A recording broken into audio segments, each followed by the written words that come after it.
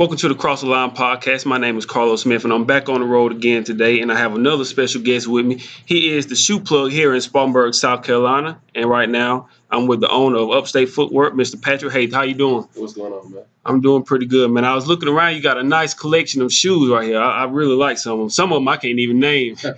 But but just starting out, just tell us, how did you actually get started? Man, I've been doing shoes for years, man. Matter of fact, it's the reason I got my first job too. Really? But I've been doing eBay and sneaker shows and stuff like that. But I helped a kid open up a shop up in Charlotte, and I saw the potential down here. So it's kind of one of those things down here, man. They kind of needed it. Right. So it was kind of a win-win for everybody. So growing up, you were always like a shoe fanatic, or is it something that you just grew into? Well, when you're small, when you're younger, man, and you can't get those shoes that everybody else has, or you can't afford them, man, it makes you want them worse and worse. So I was that kid, man, got that job and started pulling them for myself. So how long have you been in this area so far? Right now about 3 years. 3 years. Yeah. Did you have kind of like a business plan laid out when you began selling shoes, or was it just something you just jumped into? It was kind of, well, I kind of fell into doing the shoes, kind of, just kind of sell them, at the different places and stuff. But once I saw there was like a business, a real need for this kind of thing, man, I just kind of prayed about it. I just kind of stepped out there. Right. And shoes are actually. I really didn't know how big it was the shoe thing is because we when they have those specials where people just line up out the door and Oh, yeah. and do those different things. Do you have something like that where you have or talk about some of the things that you do for your customers here? Man, I give $20 off all the time. Matter of fact, we run a program for the kids around here too, man. When they get their report cards and their progress reports, it's two A's, two B's. I give them $15 off. Straight A's, I give them $30 off. Right. So that kind of encourages the youth a little bit, man. And we try and get regular customers, try and throw them deals all the time. Let's stick to a little bit about education in school. Did you growing up? Did you have a hard time like focusing in school, or did you look for those kind of perks to keep you motivated? Yeah, a lot of kids on the school I kind of struggle with that, man. Right. You got to be motivated to kind of follow, and if you don't have any motivation, man, there's nothing pushing you. Right. So if I can, these companies can motivate these kids to get out here and line up, for days to get these shoes. Absolutely. Well, let's use that to motivate them to do something else. I'm a small company. If I can do it, I know they can. Right. What other things would you suggest that we could do as a society to keep kids motivated? Of course, grade school's not for everybody. So Yeah. some of the small things like you were saying, just A's and B's or different and stuff like that to keep them motivated to make good grades and get shoes. What other things would you suggest that we could do as a society to keep those kids more involved and make them want to keep their grades up? Honestly, man, just pay attention. A lot of parents now don't have time for their children. A lot of them don't talk to their children. You know what I'm saying? How many times have you seen a parent be shocked by something that kid did? It's like, no way, not my kid. Right. You just want to be positive, man. Listen to them, encourage them. Never tell a kid they can't do something. Absolutely. You know what I'm saying? You always want to put out positive vibes, man, and because man, just a little bit of encouragement goes a long way. A lot of people don't really realize that. Right. So as a shoe man, of course, you're in the business. You want to make money. You want to help people at the same time. Do you educate kids on sometimes not necessarily placing all their values on materialistic things because, like, shoes and things like that? Oh yeah, I mean, that doesn't mean. Do you try to educate them on those kind of things? yeah. Because if you watch today's media, it's all about what you have. You know what I'm saying? You need this to be considered somebody, or you need this to be considered in a certain status, man. And as a kid, you kind of fall into that trap. You see the kids with the freshest shoes, and you kind of want to be them.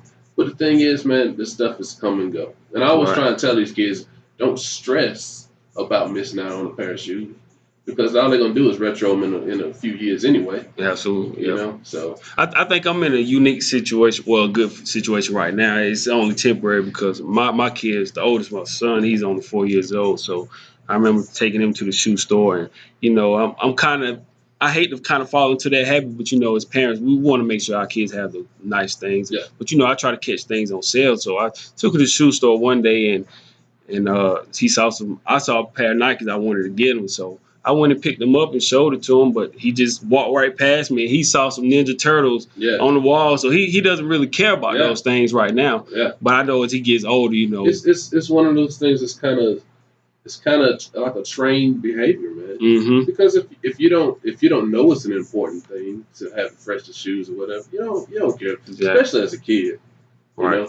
Yeah, they right now, my son, my daughters, they like to see, well, like the cartoon characters they see on TVs. If they see them on a pair of shoes, they think think that is cool. I was the same way. Yeah, but you know, I wish it was still this. I hope it stays that way. But I know as they get older and they get into school and they see everything on TV, the athletes and superstars on TV, I know that's some of the things are going to change.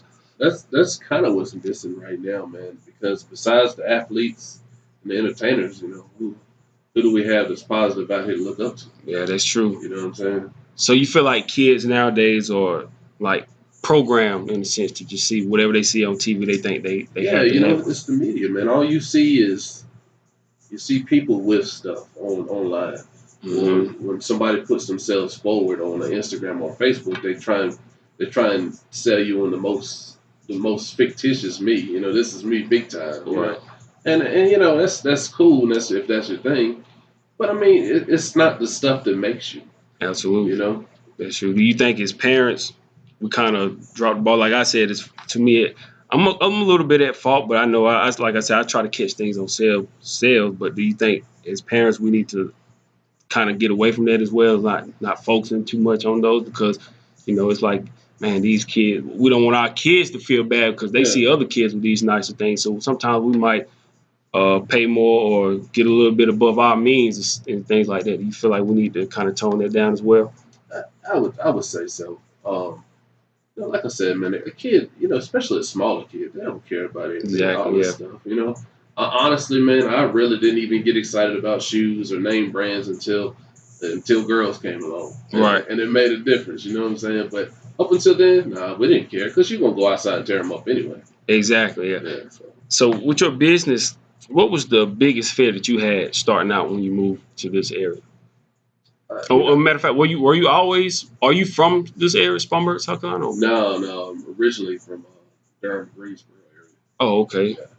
So, well, my son is here. And he's 4. Okay. So I wanted to do something to be closer to him, you know.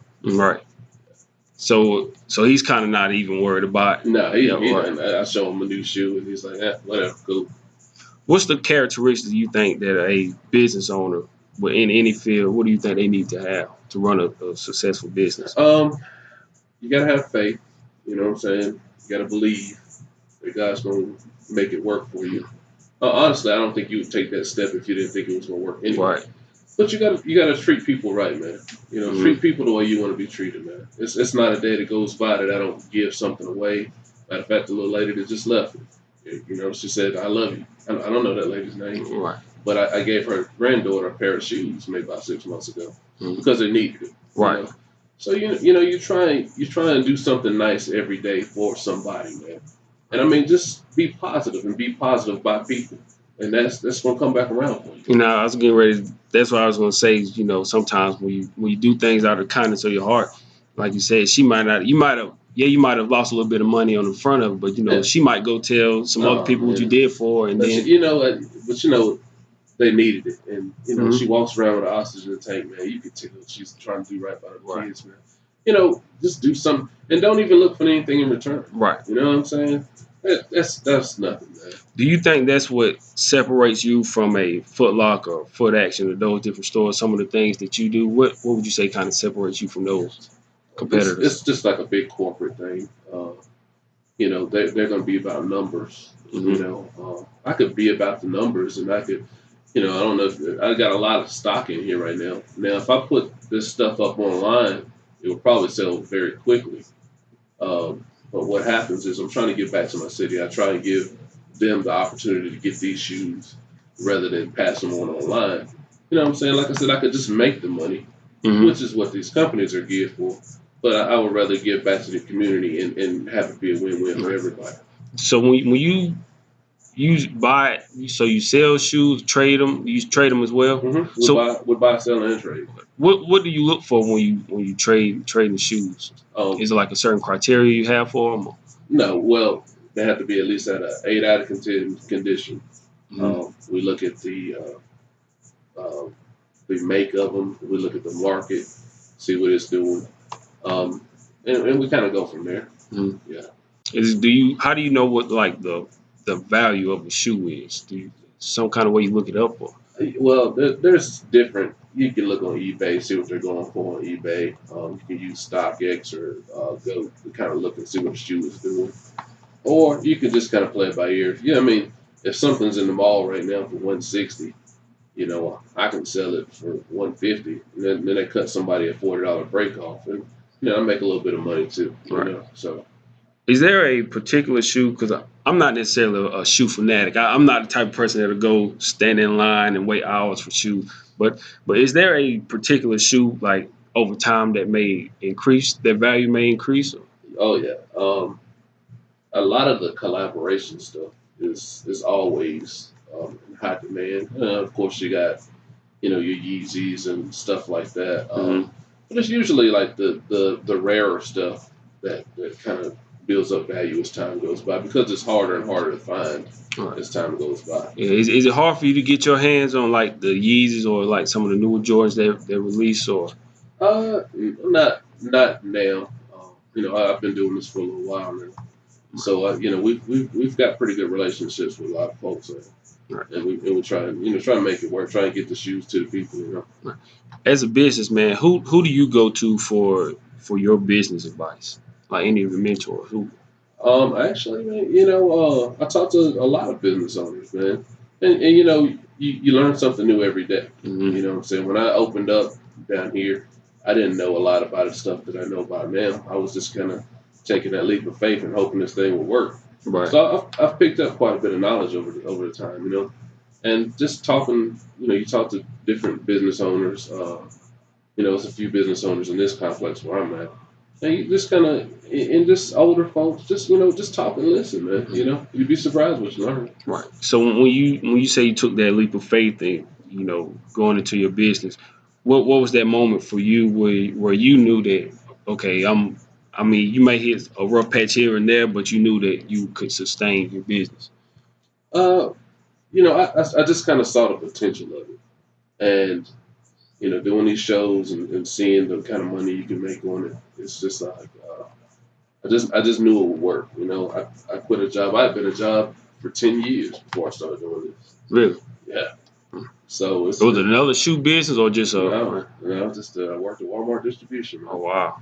Yeah. So it's like, when you work for somebody, man, of course you can pay your bills and get by, but in the end, it's just getting by. Exactly. You know what I'm saying? But so when you actually start your own thing and you see the potential and how much better you do on your own than working for somebody, it's a wonderful thing, man. I'm blessed, man. I can't complain. Yeah, because I know I got to a point where, for me, after graduating, my student loans kicked in. I was scrambling, working 2 jobs, and I was still, I was making good money, but at the same time, I was like, man, I just felt like a robot, just doing the same thing over and over again. Yeah. So what was it that made you just say, you know what, I'm just gonna quit and just go do this? I prayed about it, bro. Mm-hmm. I just prayed about it, man, and I kept coming up with reasons not to do it. You know what I'm saying? Like, this is too high, or it's gonna be too much to do this. And every time I came up with a reason, man, God knocked that wall down, man.